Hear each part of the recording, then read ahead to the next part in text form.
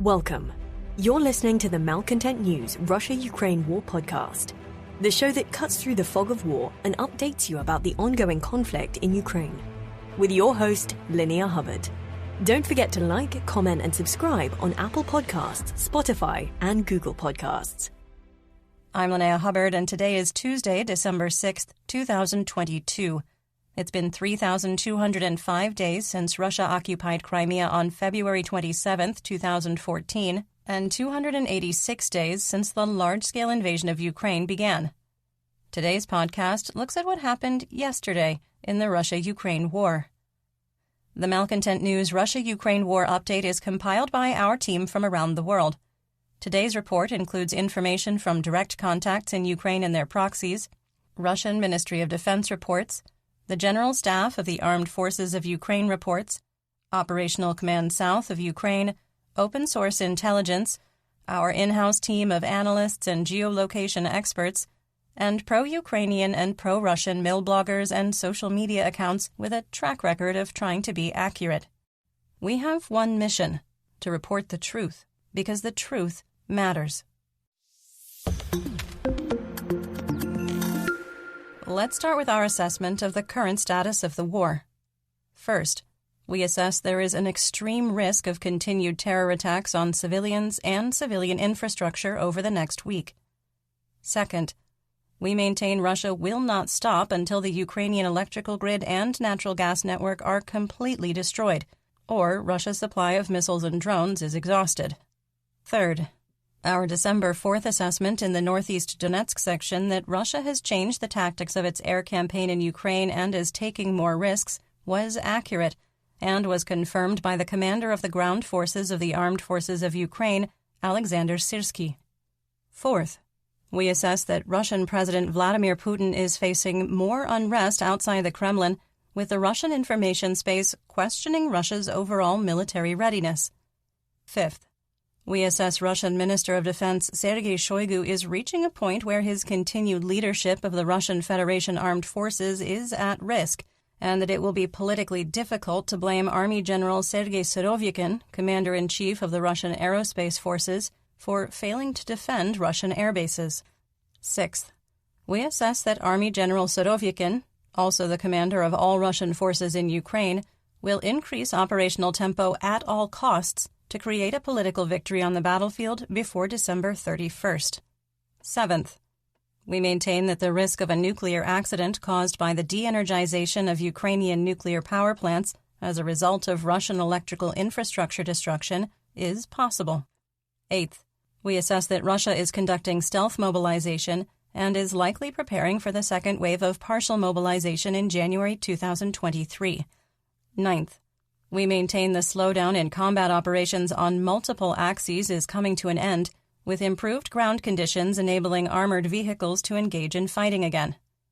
10th, we maintain that neither belligerent will institute a winter pause. 11th, we maintain that the Russian military within Ukraine is combat ineffective and can only mount effective defensive operations. 12th, we maintain that the private military company Wagner Group is spread too thin to be combat effective due to its expanding role in the Donetsk Oblast and the revelation of crippling battlefield losses. 13. We maintain that Ukraine holds the battlefield initiative, forcing Russian troops to remain in a defensive posture. And finally, we maintain that the threat of Russian forces in Belarus crossing into Ukraine has diminished, but remains a possibility in the next 35 to 65 days. Let's get some regional updates, starting with the Donbas region in Luhansk. Along the Kharkiv-Luhansk administrative border, fighting on the P7 highway ground line of communication, called a GLOC, that's a supply line, continued in Novoselivsk. The Russian Ministry of Defense reported 2 Ukrainian reconnaissance units entered Raihorodka, engaged with Russian troops, and returned to their defensive positions. Russian and Ukrainian sources reported fighting in Ploshanka, with no change in the situation. Russian sources reported continued fighting in Chervonopopivka, while the General Staff of the Armed Forces of Ukraine, or GSAFU, reported only artillery strikes. Mercenaries with Wargonzo reported that Russian forces, supported by the Bars 13 Russia Legion, not to be confused with the terrorist organization the Russian Imperial Movement, were able to improve their positions. Semyon Pegov is still in the region but didn't release any other content beyond the fake fighting video we discussed in yesterday's episode. Russian sources reported continued fighting in Zhitlivka and claimed that Ukrainian forces are almost to the P7 highway G-lock. Russian forces in Kremina were complaining on social media that supplies were becoming an issue due to the Ukrainian advance and establishment of fire control on the G-lock between Svatova and Kremina. Serhiy Haidai, Luhansk Oblast administrative and military governor, reported that Russian forces were withdrawing troops and equipment from Svatova due to the constant shelling on the town. Some assessment here. Ukraine appears to be applying similar tactics as were used to liberate Liman. Smaller forces engaging in positional battles, DRG units, ambushes, and supply interdiction to chip away at Russian defensive lines southwest and north of Kremina. We maintain that Ukrainian forces will not attack Kremina head-on, but will work to create a technical encirclement and force a withdrawal. If Ukraine captures Zhitlivka, the terrain to the east is somewhat similar to the so-called Sherwood Forest west of Izium and favors their training, equipment, and tactics. Positional fighting continued east of Bilohorivka, the one in Luhansk. Governor Haidai reported there are still 6 elderly residents in the town, and they are trying to convince them to evacuate. The Luhansk People's Republic, or LNR-JCCC, shared pictures of the aftermath of the December 4th HIMARS strikes on Alchevsk. Ukrainian forces fired on Vrubivka, south of Lysychansk, using Grad rockets fired from multiple launch rocket systems, or MLRS. In northeast Donetsk, the GSAFU reported private military company, or PMC Wagner Group, attempted to advance on Verkhnokamianskaya and was unsuccessful. The terrain enables Ukrainian forces to maintain fire control west of the Verkhnokamianka oil refinery, making any Russian advance on the logistics and supply node in Siversk extremely challenging. Ukrainian positions in Spirna were shelled and hit by airstrikes, indicating that the settlement remains contested. Fighting continued in Bilohorivka, the one in Donetsk, with PMC Wagner reportedly making marginal gains by deploying an understaffed company of mercenaries on Ukrainian positions. The heaviest fighting in Ukraine yesterday was on the eastern edge of Yakovlivka, as PMC Wagner continued attempts to reach the T-1302 highway. The situation is difficult for Ukrainian forces. Fighting was also reported on the eastern edge of Soledar, with no change in the situation. PMC Wagner continues to push penal units into the no-man's land that straddles the E40 highway east of Bakhmut and in Opitne. Losses are high for both belligerents, with Russian Mobics reportedly dying from, quote, falling asleep and not waking up, end quote, according to death certificates, indicating that hypothermia is starting to cause casualties. The GSAFU reported that Ukrainian forces repelled an attack on Avdiivka and Kurdyumivka. A recent geolocated video showed Ukrainian forces in defensive positions in the northeast corner of Mayorsk, just outside the train station. Based on this information, we adjusted the line of conflict south and east and considered the settlement contested. In southwest Donetsk, it's unclear if the 1st Army Corps of the Donetsk People's Republic, or DNR, entered an operational pause, or if there was a reduction in combat reports due to the missile strikes across Ukraine. There was little fighting reported across the region. There was no fighting reported in Avdiivka or any of the surrounding areas. Skirmishes between Ukrainian and Russian troops likely continued. The GSAFU reported that an attempt by the 1st Army Corps of the DNR to advance on Krasnohorivka was thwarted, while mercenaries with Rybar reported continued fighting in Marinka. The attempt to break Ukrainian defenses in Marinka may be reaching a culmination point, with Russian mill bloggers providing less coverage after issuing glum assessments last week. The Russian MOD claimed that Ukrainian forces attempted to advance deeper into Mikilske and were unsuccessful. The People's Militia of the DNR Telegram channel released their 5 o'clock volleys, claiming they destroyed 1 main battle tank, 2 radar stations, 1 S-300 anti-aircraft launcher, and 8 units of, quote, armored and automotive vehicles. There was no evidence. Obviously, there was no evidence. They also released a dubious video of artillery at work. We do, of course, link to it in our full situation report on Patreon. Ukrainian forces executed 171 fire missions on the occupied territories, while Russian artillery strikes were lighter than normal. The western and central districts of the city of Donetsk were heavily shelled again. In Mariupol, occupation forces were searching for Russian Mobic deserters who walked off from the training grounds outside the city. The AWOL Russian conscripts reportedly took their weapons with them.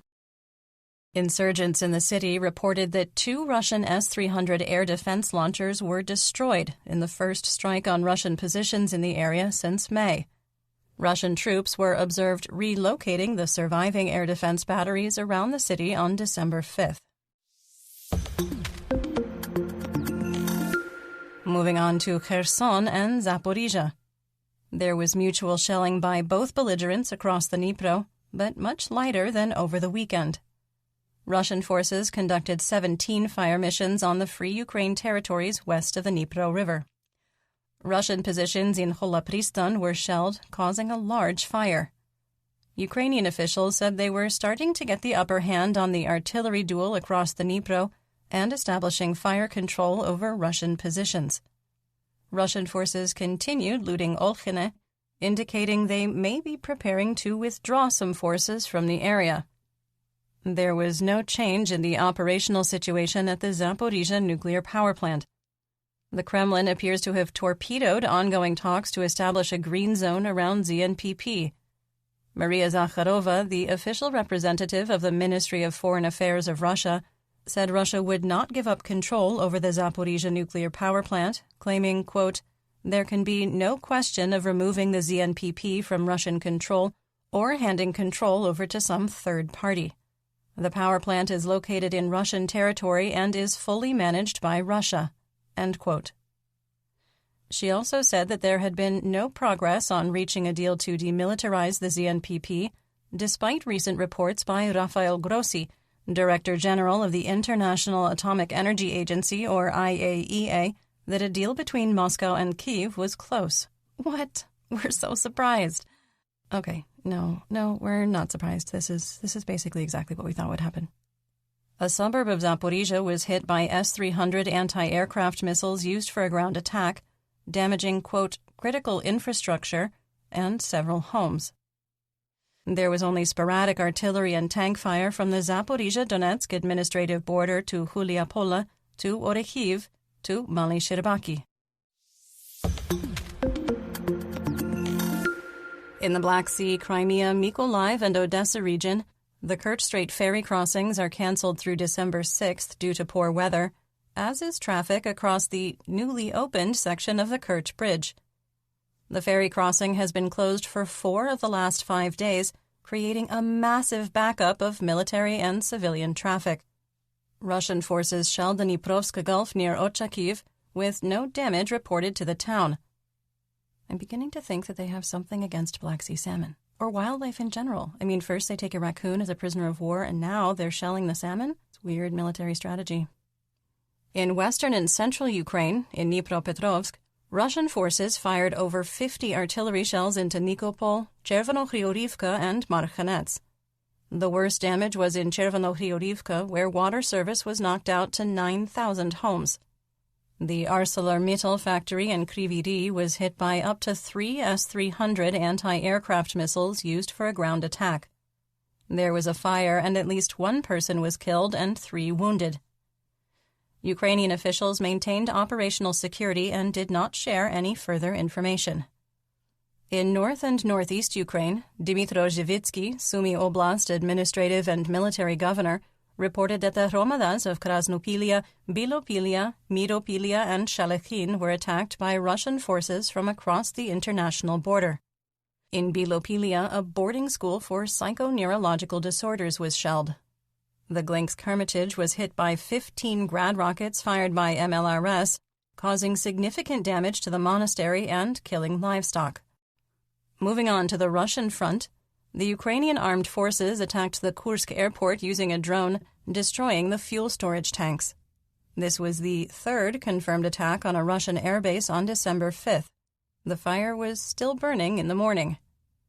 The Russian MOD confirmed that Engels Air Base, 710 kilometers east of Kharkiv, was hit by a drone. Russian state media outlet Russia Today reported 4 Tu-95 bombers were damaged, which aligns with a report made by the mercenaries with Rybar in the early morning hours.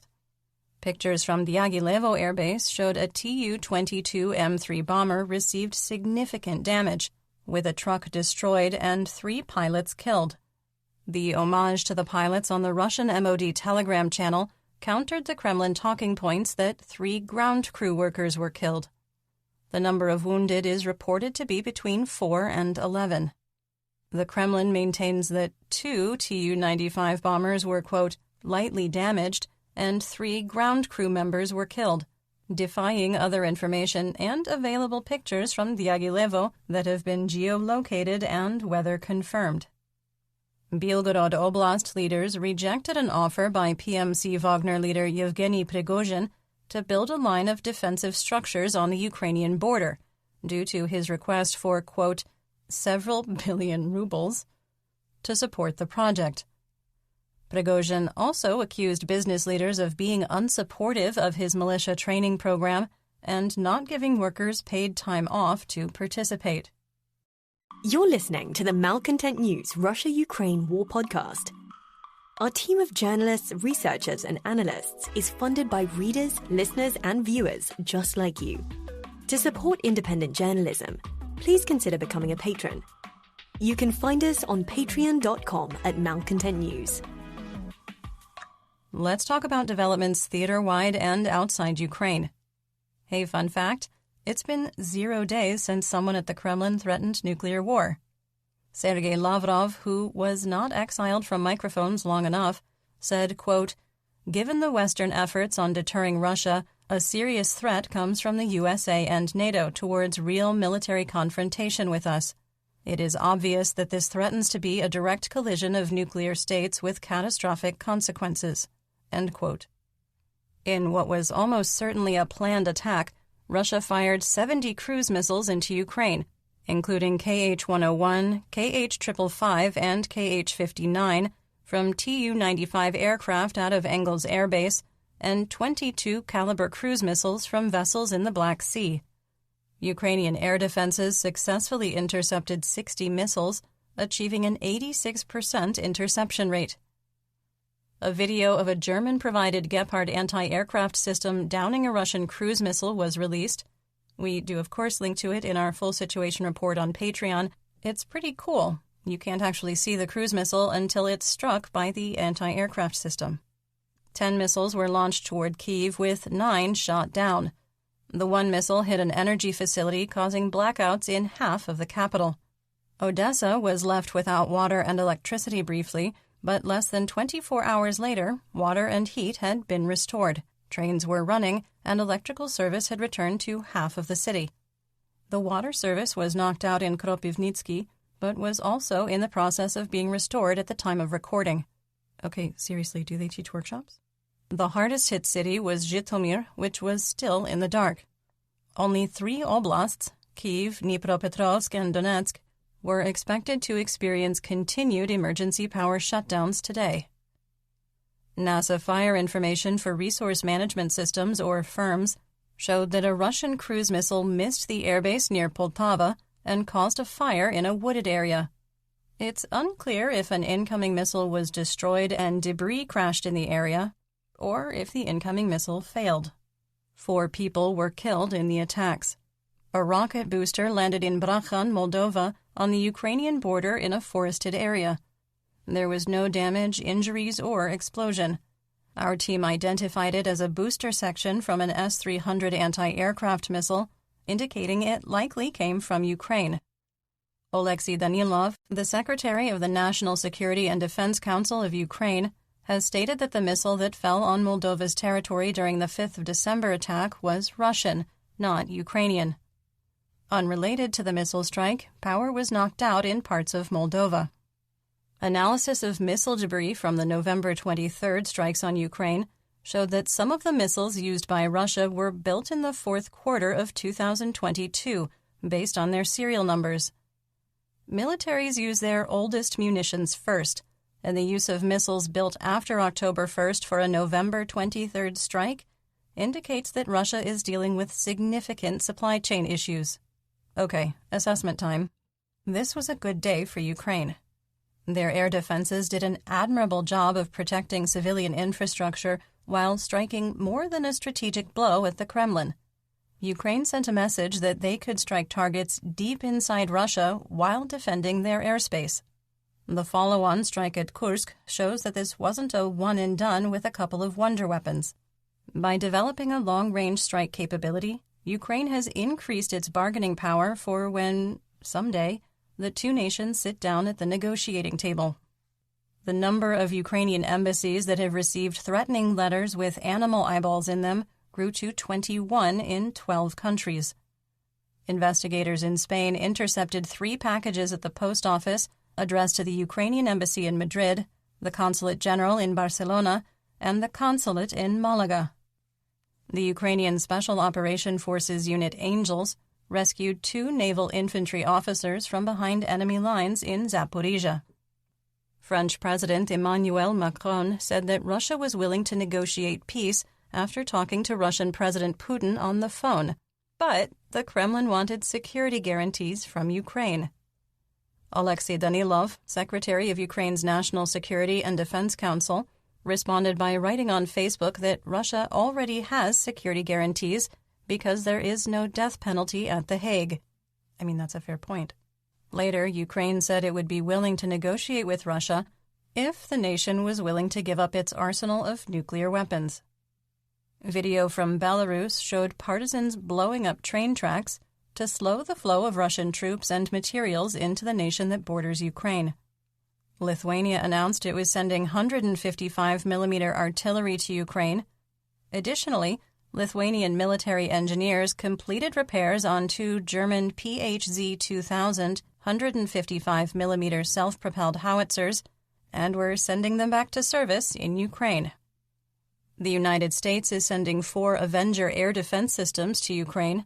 The short-range anti-aircraft system carries 4 Stinger ground-to-air missiles, an M3P 50 caliber machine gun, and an infrared and laser rangefinder. Speaking of sending things back to service, let's talk about Russian mobilization. During a video conference meeting, Russian President Putin reportedly tore into Army General Sergei Surovikin, Commander-in-Chief of the Russian Aerospace Forces and Commander of Russian forces in Ukraine. Putin was furious over the drone strikes on Russian air bases, the lack of readiness, and the lack of air defense response.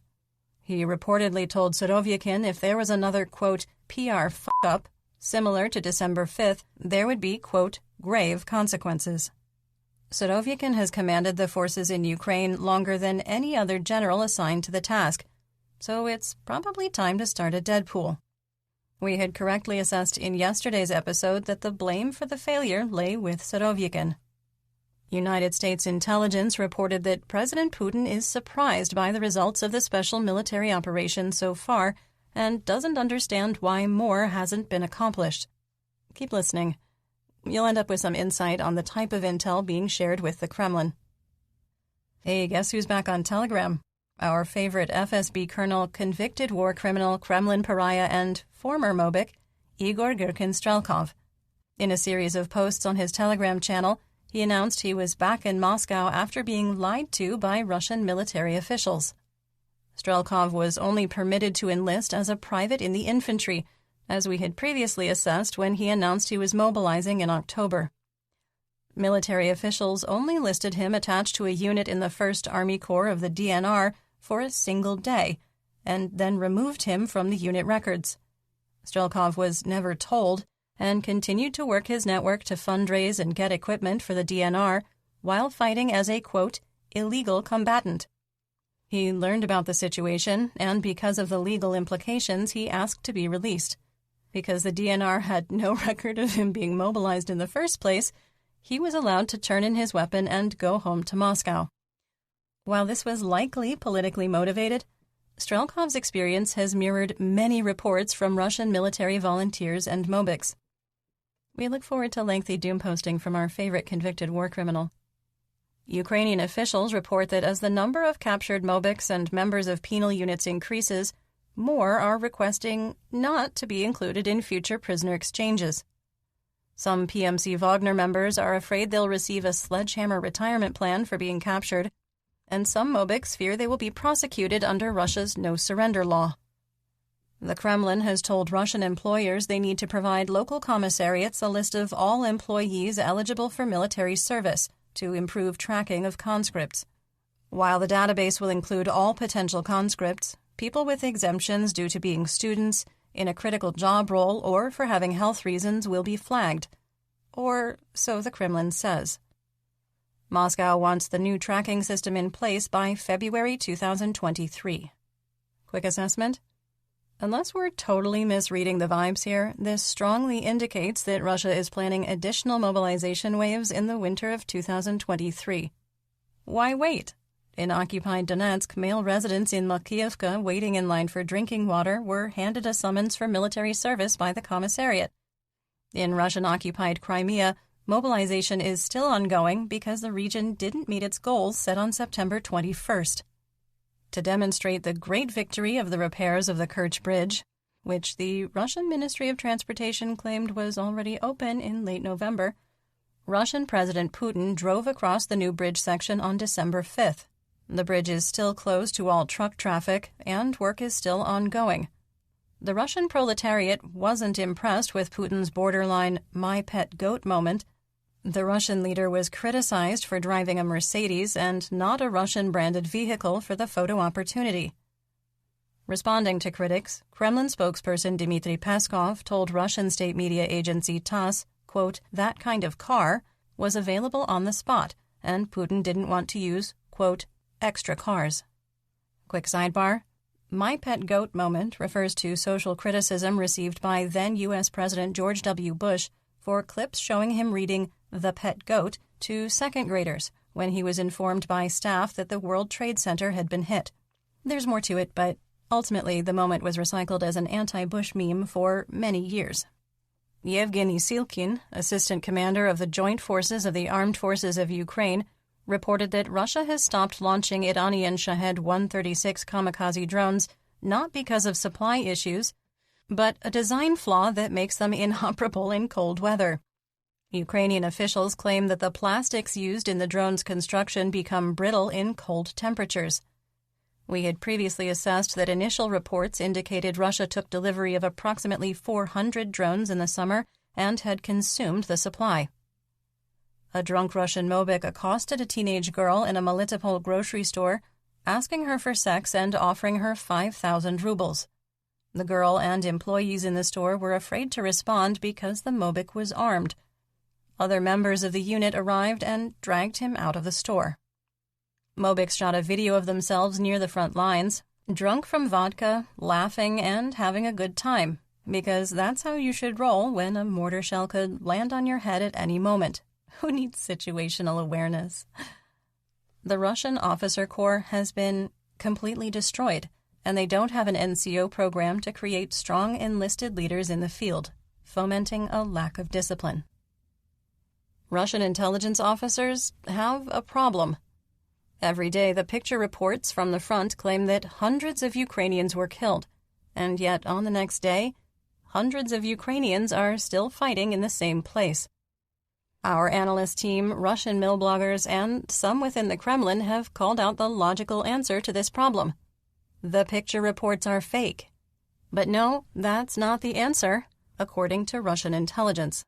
It's clones. The answer is clones. This is proof that Ukraine is cloning drug-fueled super soldiers because there's no other way to explain it in Russian Mir.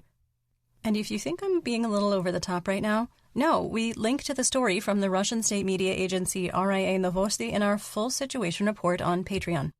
Check it out, we have the receipts. We always keep the receipts. Last week, President Putin met with 18 women who were allegedly mothers and wives of Mobiks in Ukraine. As we previously reported, the attendees were hand-picked supporters and employees of the Kremlin. But it gets worse. 11 women invited to the meeting work in budgetary organizations or are leaders in pro-government social media movements. 2 had exactly 0 family members deployed to Ukraine. Dmitry Olegovich, codenamed Sarmat, was the former chairman of the Military-Industrial Commission in Russia. In simpler terms, he was responsible for procuring equipment for the Russian military. Well, he's fighting in Ukraine now and shared a picture on social media that has turned into a disaster. PMC Wagner Telegram channels pounced on the fact that he was wearing a Carinthia jacket, Turkish body armor, magazines for a German MP5 submachine gun, and magazines for a Belgian FN Scar 308 caliber machine gun, indicating he wasn't using an AKM or AK-12. All is going to plan.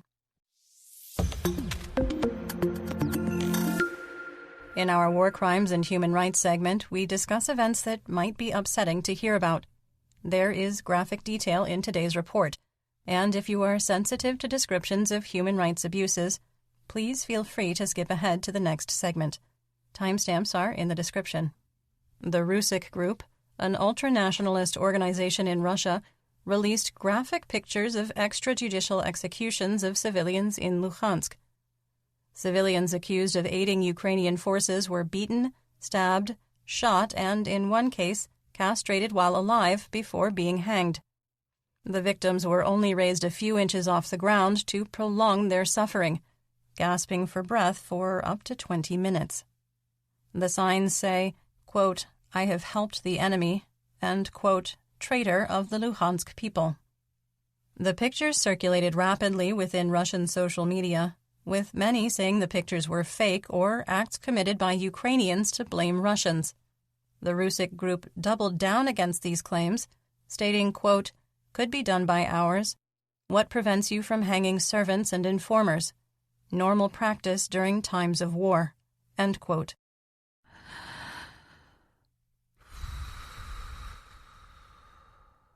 Okay, next story.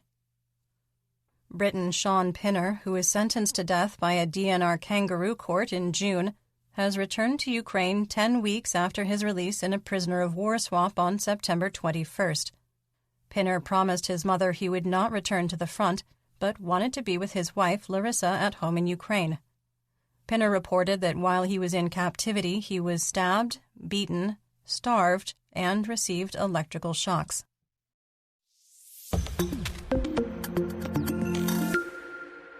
In economic news, Russian President Putin had a really bad day yesterday.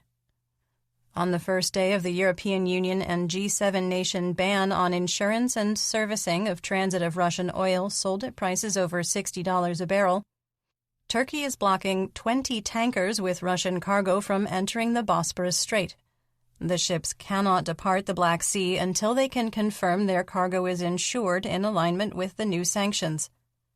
Turkey's interest goes beyond enforcing the price cap and comes from a genuine concern that the financial resources would be in place if there were an oil spill or accident on the strait. Russia had assembled a shadow fleet of up to 100 old oil tankers to skirt the regulations and likely didn't expect Turkey to enforce its control of the Bosporus Strait. Shipping from other Russian oil ports will be even more challenging due to sea ice in the winter months. The price cap on Russian oil was done to help stabilize oil prices by limiting Moscow's ability to manipulate supply and to reduce the profits they make from oil sales. At $60 a barrel, Russia will struggle to break even. Moscow had threatened to suspend oil exports over the weekend, but as with previous threats from the Kremlin, nothing happened. Moldova announced it was diversifying the nations it purchases natural gas from to reduce its dependency on Russia. For December, Moldova purchased 5.7 million cubic meters of gas from the Russian state-controlled company Gazprom and another 3.5 million from other sources. The Russian ruble continues declining, falling to 63 for $1. Oil prices are also in decline and would likely have hurt Russian oil profits even without the price cap. WTI crude is trading at $76 a barrel, while Brent fell to $82. United States wholesale RBOB gasoline on the spot market plummeted to the lowest price of 2022, reaching $2.18 a gallon, or 58 cents a liter. Dutch TTF natural gas futures stabilized, trading at €135 per megawatt-hour for January 2023 delivery and €136 for February. Chicago SRW wheat futures were also stable, trading at $7.40 a bushel for March 2023 delivery. And that's what we know. Join me again tomorrow for more updates. Until then, stay safe, everyone. You've been listening to the Malcontent News Russia-Ukraine War podcast. To help keep us independent, please consider providing financial support by becoming a patron. Want on-demand news in your hand? Download the Google News app and make Malcontent News one of your favorites to receive breaking news updates. Thank you for listening.